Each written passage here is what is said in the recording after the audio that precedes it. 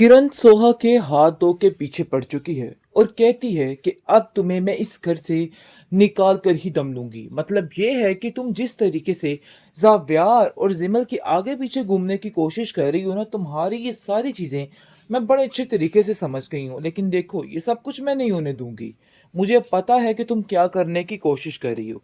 जिस पर वो जाव्यार को भी कहती है कि पता नहीं तुम्हें इस लड़की में क्या नजर आता है, क्यों तुमने इसको अपने घर में इतनी अहमियत दे रखी है।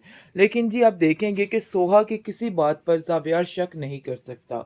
उसको अंदाज़ा हो चुका है कि वो सबसे कितना प्यार करती है और कितने मुखलिस तरीके से ये सारे रिश्ते निभा रही है। लेकिन किरण ने आकर ऐसा फड्डा डाला है और ये सब कुछ ऐसा माहौल बना दिया है कि सब कुछ हैरानजदा हो गया है।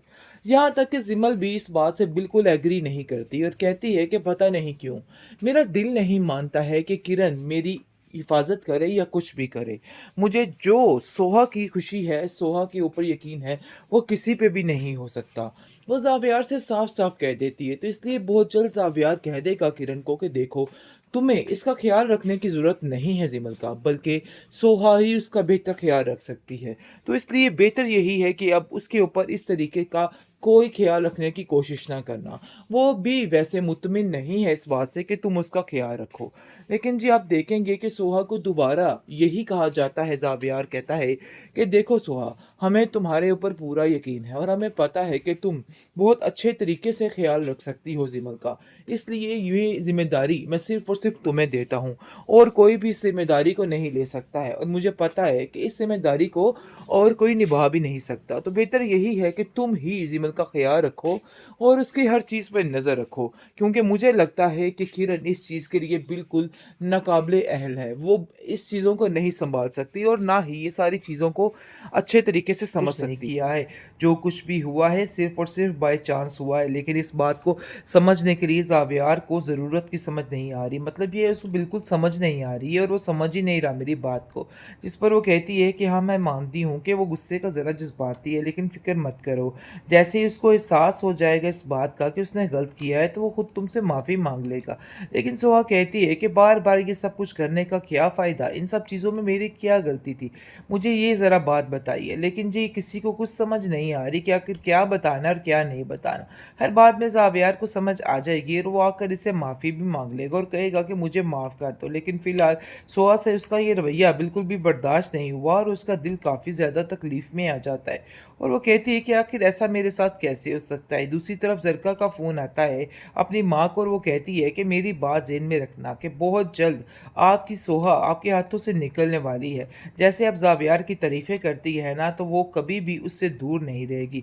देख लेना, अपने हाथों पे उसको लेकर ही रहेगी। मेरी बात लिख के रख ले। जिस पर उसकी माँ कहती है कि तुम होश के नाखून क्यों नहीं लेती, किस किस्म की फजूल बातें कर रही हो। अरे इस तरह की बातें करके अपना भी जी जलाती हो और मेरा भी जी जलाती हो, ऐसा कुछ भी नहीं है। तुमने आखिर क्या समझ रखा है उसको, वो बहुत नेक और बहुत ज़्यादा पुरवकार लड़की है। तुम उसके बारे में इस तरह की बात नहीं कर सकती और मैं बिल्कुल भी बर्दाश्त नहीं करूँगी। जिसको सुनकर बहुत ज़्यादा गुस्से में आ जाती है और वो फिर से फ़ोन पटक कर मार देती है और कहती है कि मैं अब आपसे बात ही नहीं करूँगी, क्योंकि आप जब भी कोई बात करती हैं आप उसी की ही तारीफ़ करती हैं और मेरी हर बात को जुटला के रख देती है। हालांकि मेरी किसी बात में कोई गलत बात नहीं होती, बल्कि हर चीज़ में सच्चाई ही होती है। लेकिन उसके बावजूद आपको मेरी हर बात कड़वी लगती है और आपको अपनी सोहा जो है वो बेहतरीन लगती है। लेकिन याद रखिएगा, सोहा जब आपको छोड़ के गई ना इसने, तो फिर आपको होश आएगी कि आपने क्या खोया और क्या पाया है। अभी आपको इन सब बातों की समझ नहीं आ रही। सोहा को अपनी ज़िंदगी में काफ़ी ज़्यादा तकलीफ़ें बर्दाश्त करनी पड़ी हैं, क्योंकि जैसा कि आपने देखा कि उसने जिमल की सारी जिम्मेदारी अपने सर ली हुई थी और कहा था कि नहीं, वही उसका ध्यान रखेगी, जिसकी वजह से जावियर काफ़ी ज़्यादा मुत्तमिन था। और वो सोहा की काफ़ी तारीफ़ भी कर रहा था कि वाक़ई में तुमने बहुत अच्छे तरीके से ज़िमल को सँभाला हुआ है और मैं इस चीज़ के लिए काफ़ी हैरान हो रहा हूँ। लेकिन जी इन दोनों के दरमियान जो अनबन है वो हर वक़्त ही बनी रहती है। मामलात ख़राब ही रहते हैं, क्योंकि ज़ावियर के साथ रहना भी काफ़ी मुश्किल हो जाता है, जिसकी वजह से बेचारी सोहा काफ़ी परेशान रहती है और अक्सर औक़ात रोती भी रहती है कि मजबूरी ने उसको कहाँ पे लाके खड़ा कर दिया। ये सारी चीज़ें उसके लिए नाकाबिले बर्दाश्त हो चुकी हैं और काफ़ी परेशान है वो। आप देखेंगे कि जैसे ज़िमल की ज़िम्मेदारी उसने ली हुई है, लेकिन इसके बावजूद ज़िमल फिर से चलने की कोशिश करती है, उसको किसी चीज़ की ज़रूरत होती है, लेकिन वो एकदम से ज़मीन पर आ गिरती है। ये चीज़ देख के उसका भाई चीखों-पुकार उसकी सुन के उसकी तरफ लपकता है और देख के काफ़ी ज़्यादा हैरान होता है और काफ़ी चीखों-पुकार करता है और सोहा को कहता है कि तुम्हें शर्म नहीं आ रही है? तुमने कैसे मेरी बहन की ज़िम्मेदारी ली थी और देखो उसका आज क्या हाल है।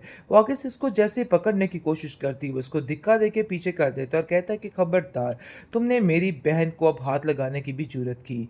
लेकिन ज़िमल उसको आहिस्ता से समझाएगी कि सोहा ने मेरा बहुत साथ दिया है, इसलिए उस पर बिला वजह चिल्लाने की कोई भी ज़रूरत नहीं है।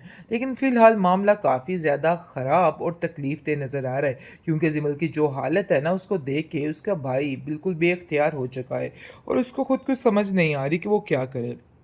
और जैसे ही सोआ जाती है अपनी सास के पास और जाके वहाँ पे रोने लग जाती है उसके गले और कहती है कि हमारी ज़िंदगी क्या से क्या हो गई। मैं तो सोच भी नहीं सकती थी, इन लोगों की वजह से हमें दर-दर की ठोकरें खानी पड़ी थी। आए दिन कोई न कोई ऐसी बात हो सकती है जिसको मेरे लिए छुपाना या बताना बिल्कुल मुश्किल हो जाता है। मैंने जानबूझकर जिमल के साथ ये सब कुछ नहीं किया है।